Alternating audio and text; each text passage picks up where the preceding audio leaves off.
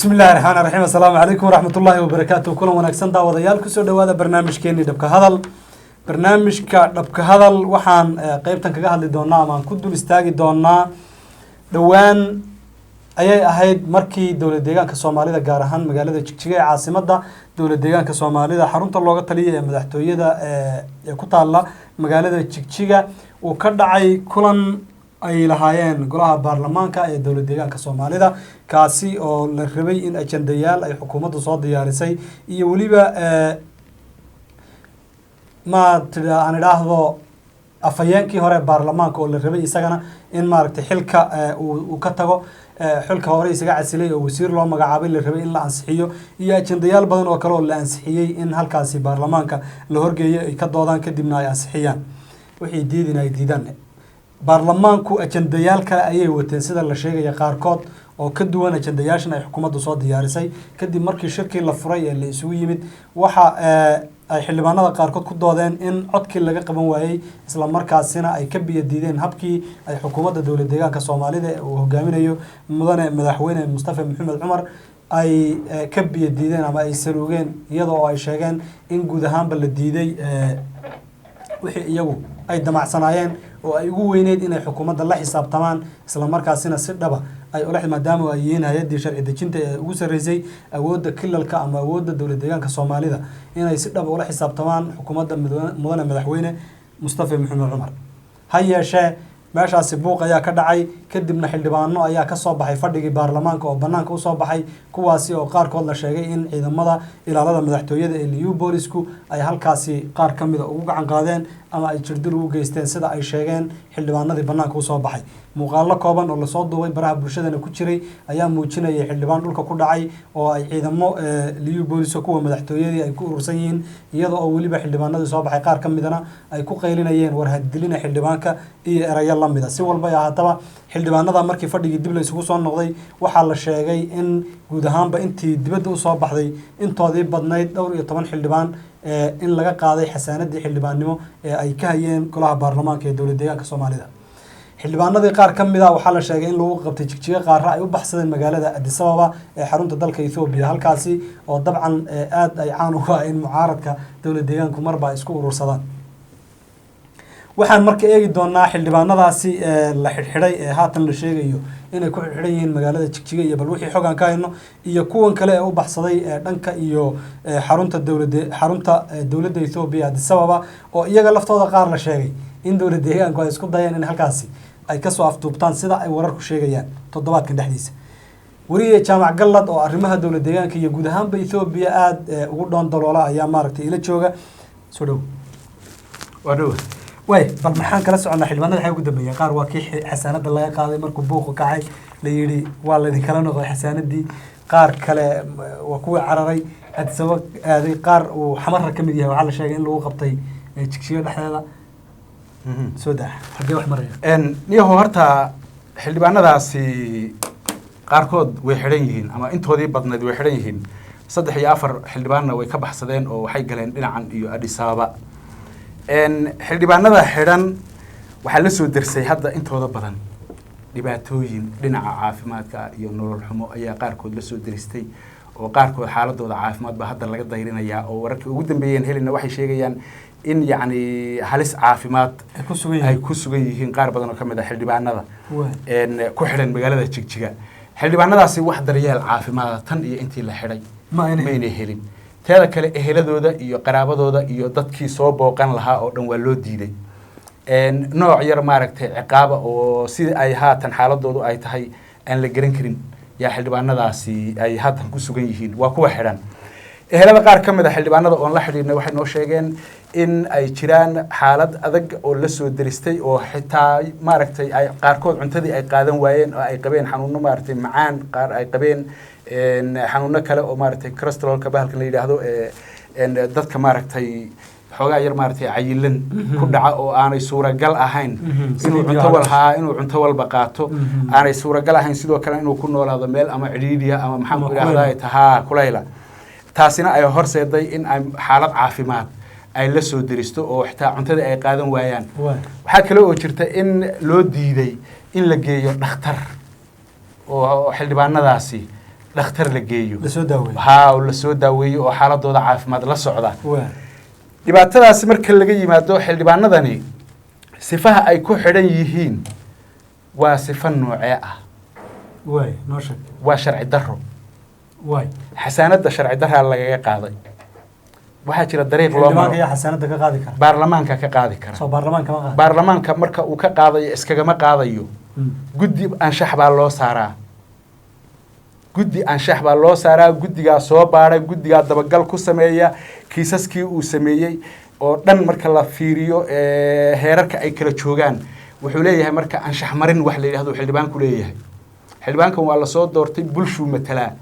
ugu yaraan 20,000 30,000 oo qof ayuu codkooda ku joogaa ma aha in maaragtay rabitaan qof iyo khalad yaroo uu sameeyey lagagama qaadi karo maaragtay xasaanadda lagagama qaadi karo faldembiyeed cad oo uu gacanta kula jiro yaa xildhibaanka xasaanadda lagaga qaadi karaa inta kale waa anshax marin okay kulankii baarlamaanka hadday ka soo baxeen oo weliba buuqeen oo banaanka soo istaageen oo meeshii fowdayeen oo rabsheeyeen soo faldembiyeed cadal lagu qabtay ma aha ma aha waa arrin ay xaq u leeyihiin inay buuqaan oo dagaalamaan oo xildhibaanadu meesha dhexdeeda la isku qabto oo laga doodo oo kadibna waxa la isku qabtay ee la isugu gacan qaaday ee la isku dilay dib loo fiiriyo wayaan markaana kulanka la xidho soomada garan waxbaa laga doodayaa masiir ummadeed bay dejiyaan baarlamaanku sharci bay ku shaqeeyaan aragti kala duwanaansha imaanaysa markay aragti kala duwanaansha ay imaato xildhibaanadu waa bini aadan waa dad caadiya khalad baa ka dhici duruuf ay keenayso meesha taalla laakiin markii khaladkaas uu yimaado waxa weeyaan qasab waxaa waajiba in la xidho kala fadhiga haddii xitaa dhiig ka dhaco kala fadhigaa la xidhayaa kala fadhiga markii la xidhayo guddiyuu baarlamaanku leeyahay wixii dhacay sidii sababtii ay u dhaceen iyo qaabka ay u dhaceen iyo cidda ka dambeysay iyo ma siyaasad bay ahaayeen mise fal meesha ka dhashay buu ahaa waa la kala qaadi fal abaabulan oo laga soo shaqeeyey oo maxaanku idhaahdaaye to qorshaysan markuu yahay waa kiis gooniya soo garan qodob sharciga oo laga doodaya marka buuq ama rabsha ay ka dhalato iyana waa gooni ubadaaba xildhibaanadani inay ahaayeen xildhibaano abaabulan oo siyaasad iyo qorshe maaragtay iyagu ay wateen ku yimid meesha dhib mayna geysanin cidna mayna dakrin ee waxay ka hor yimaadeen yacni qaar ka mid a ajandihii meesha ama waxay yidhaahdeen ajandahan annaga hana loogu daro xaq bay u leeyihiin in la yidhaahdo ajanda ayaga ay soo jeediyeen ajanda marka baarlamaan la keenayo kow xukuumadda mid baa ka yimaada midna wuxuu ku yimaadaa ka yimaadaa guddiga maxaan ku idhahdaa guddoonka baarlamaanka ajandana wuxuu ka yimaadaa xildhibaanada dhexdooda saddexdaa ajando weeye sideedaba waxaa la keeno baarlamaanka uu ka doodo haddii marka ajandayaashu ay isku bataan guddoonku waa aqbalaa wuu kala horreysiiyaa marka say u kala mudan yihiin yuu u kala horreysiiyaa qaar waa la fudaydiyaa haa qaar waa la dhigtaa fadhiga dambaa laga doodaa waa in lagu qanciyo marka xildhibaanada soo garan xildhibaanadan marka waxay la yimaadeen ajende iyagu ay wateen oo ah in lala xisaabtamo xukuumadda soo garan oo laga doodo xukuumadda in lala xisaabtamo kadibna la diyaariyo mooshin ka dhan ah xukuumadda madaxweyne Mustafa Maxamed Cumar waa sharci iyo awood iyaga uu dastuurku siinayo weeyaan okay taas markay timid marka meeshii buuqii iyo wixii ka dhashay ladin kaba qabanayaa la yiri waxa bootaan ha halkaas ay fawdadu ka dhalatay soo garan waa fawdo ku salaysan aragti sharciya oo ay xildhibaanadu xaq u leeyihiin Soomaali garan xildhibaanadu way soo tageen meeshii kooramkii ma buuxaa mise ma buuxo la isma weydiinin meesha wixii xukuumaddu rabtay baa ka dhacay waxa la yiri xildhibaanadii intaas ahaanaha maxaan ku idhaahdaa to xasaanada laga xayuubiyo koow xasaanadii baa yaa laga xayuubiyey xasaanadii markii laga xayuubiyey hadda ogow meesha xasaanad ka xayuubin sideedaba markay imaanayso waa inay guddiga anshaxu ay soo gudbiyaan xildhibaan kaste oo lagu qabtay fal cad oo dembiya oo uu gacanta kula jiro fadhiga dhexdiisa laguma soo gudbiyo anshax laguma saari karo maya wuxuu ku qabo ma aha wuxuu ku qabo ma aha nahanaan sharciyaha loo marayaa soo garan fal baa meesha ka dhacay soo ma aha fal dembiyeed baa meesha ka dhacay kaba soo qaadba fal dembiyeed baa meesha ka dhacay laba xildhibaan baa dagaal dhalisay buuq baa meesha ka dhacay xildhibaanadii gacanta isu qaadeen kala fadhiga halkaasaa lagu xidhayaa sharciyan kala fadhiga halkaasaa lagu xidhayaa guddiga anshaxa shaqadooda qabsanaya guddiga anshaxu marka kama bilaabi karaan in isla fadhigii wax lagaga qaado maya fadhiga dambe 10 beri kadib baa fadhigu isu imaanaya guddiga anshaxuna shaqadooda soo qabsanaya guddiga anshaxu marka kama bilaabi karaan xasaanadka xayuubin waa in la baaro kiiskiisa u dhaco maya kiiska waaba la soo baaray soo maaha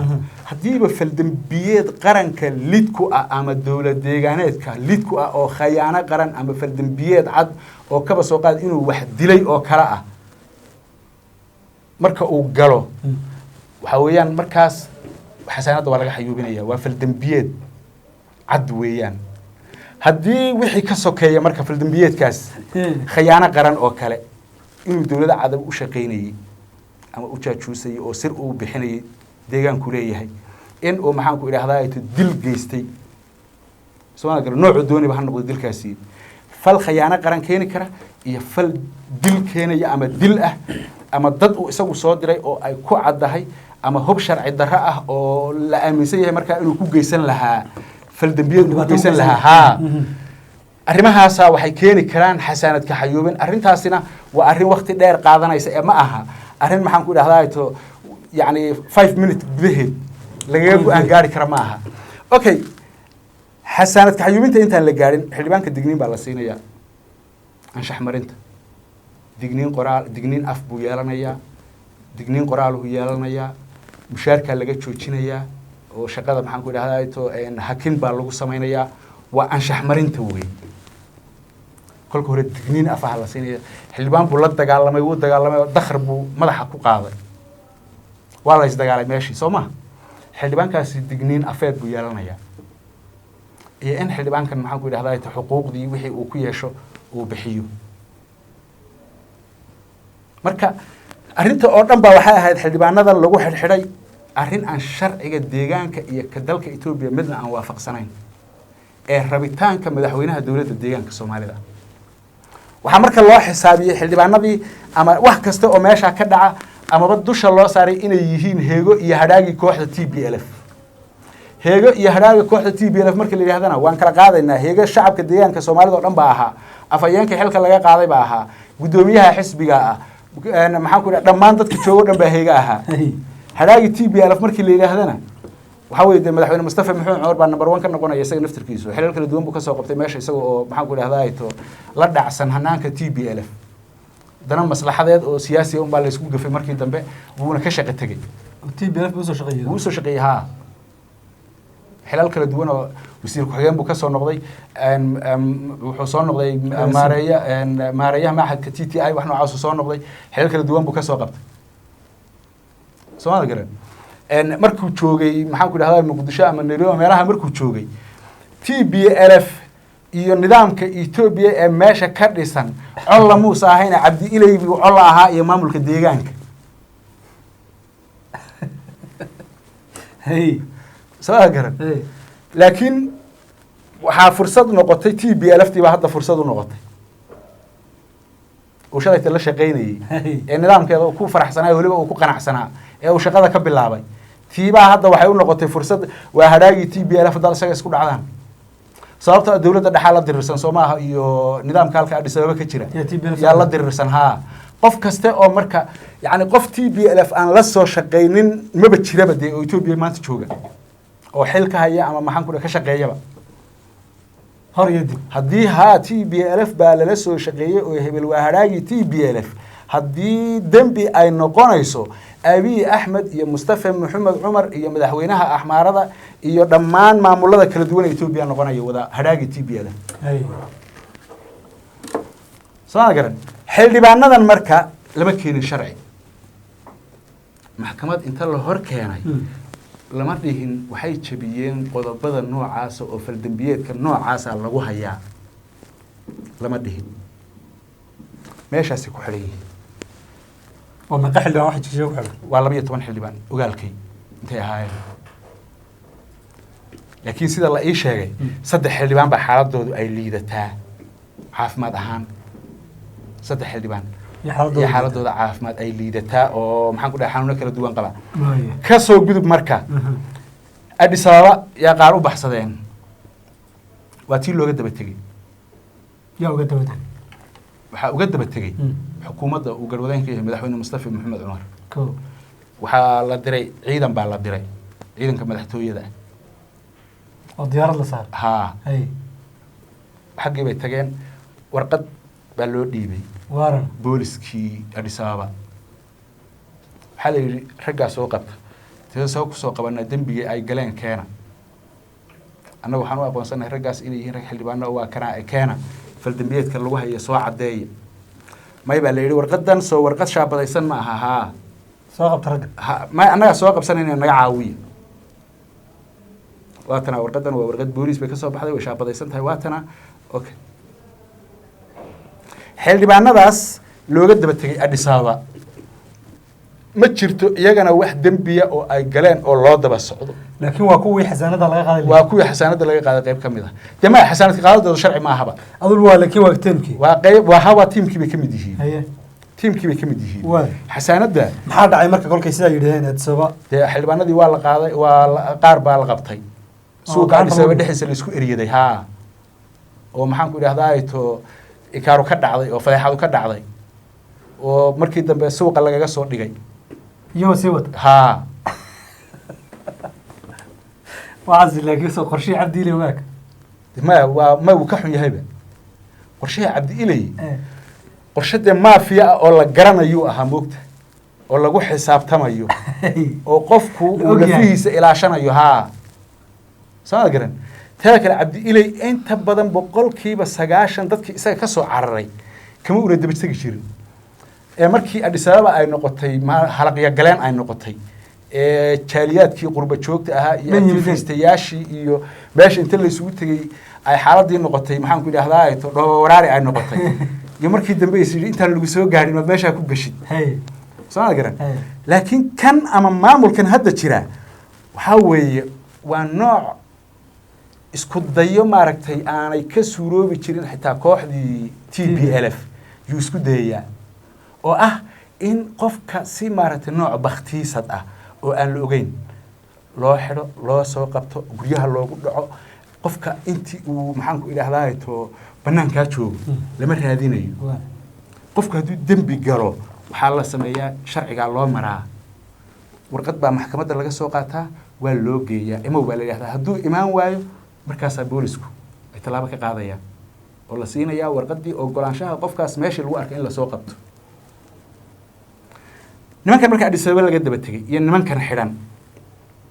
ma jirto wax maxkamad ah oo waaran lagu soo xidhayo u jirta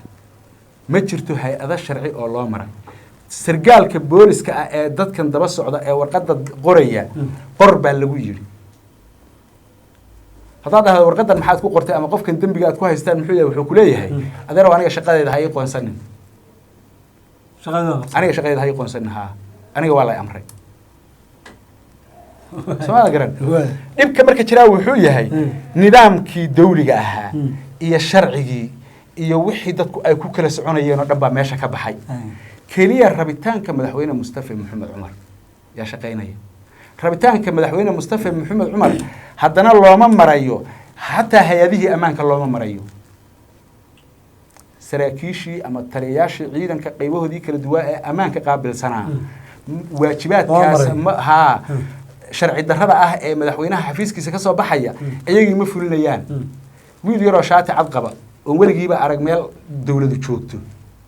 unbaa gaari qabaa la saaran fiidkii buu soo bixiyo 5 askari buu soo saaran gaariga xaafad nabadgelyo ku seexatay unbaa loo daadan waa hagaag aad baad mahadsan tahay jaamacow waaya xildhibaanadaas waxaan rajaynaynaa inay cadaalad heli doonaan isla markaasina cadaalad la marin doono ay heli doonaan xaqoodii maadaama oo la sheegayo inaysan hab nidaam sax ayna ku xidhnayn bal aan fiirino wixii ka dhacay jigjiga maalintaas ay xildhibaanadu mudaharaadeen ama ay ka soo baxeen fadhiga iyo maalinta dhaweyd ee muqdisho baarlamaanku ay fadhigoodii qabsadeen ee firimbigu laga dhex afuufay labadaa kiis marka la isu qiimeeyo ka cuslaa labadaa kiis waxaa cuslaa dee kan muqdisho cuslaa kan muqdisho kala fadhigii baarlamaanka oo maxaan ku idhahdaa to madaxweynaha loogu talagalay khudbadiisii ugu dambeysay inuu ka jeediyo yay xildhibaano abaabulan firimbi ku yeedhiyeen Gede. haa Hey. somadan garan Hey. kanna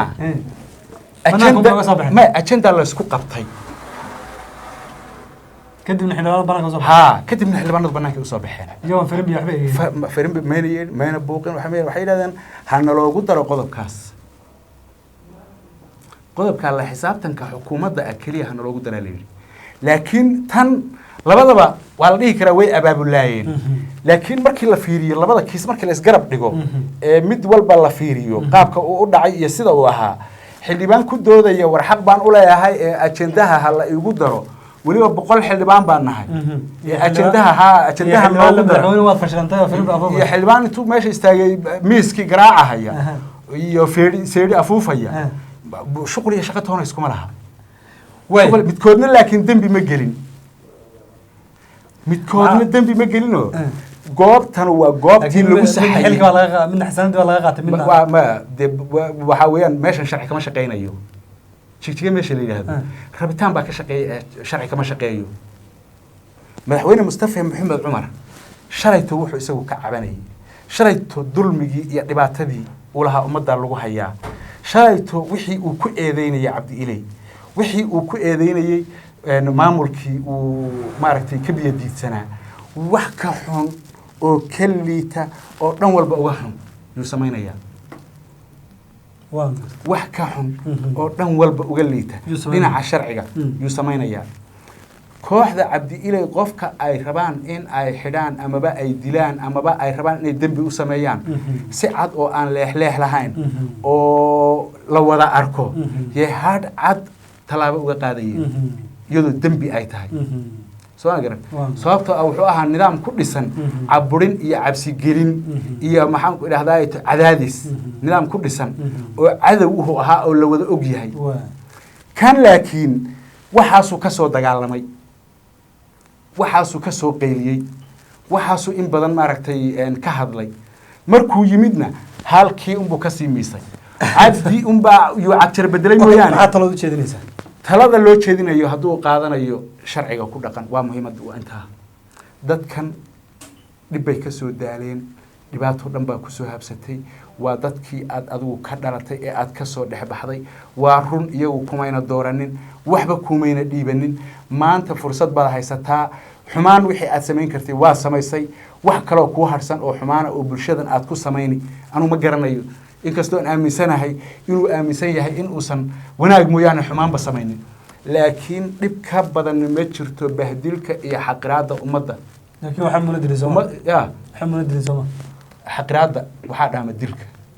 soo ku dhaama wuxuu ku dhaamaa qofka bini aadamka in la xaqiro oo la duleeyo oo la isku dayo in afka cagta laga saaro waxaa u dhaantay inuu geeriyoodo TPLF iyo canaasiirtii la shaqaysanaysay dadka way dili jireen wayna ka carari jireen wixii ka badbaada laakiin tan busta qoyan bay wadataa oo dadka ku baktiinaysaa kadibna waa horumar baan higsanaynaa iyo tallaabooyin guulo ah 9% ah yaa la socdaa baa la leeyahay haa dadkiina bal horumar haynoo dambeeye dadku horta xorriyatul qawl waa inay helaan waa in xildhibaanku uu xaq u yeesho codkiisa inuu dhiiban karo aragtidiisana uu cabiri karo shacabkuna sidoo kale aad baad mahadsantahay jaamaco waa yahay daawadayaal halka aan ku joojina barnaamijkaasi waxaan rajaynayaa madaxweynaha inay fariintaasi gaari doonto isla markaasina uu turaalo samayn doono insha allah ama turaalo samayn doono aad baad mahadsantihiin asalaamu calaykum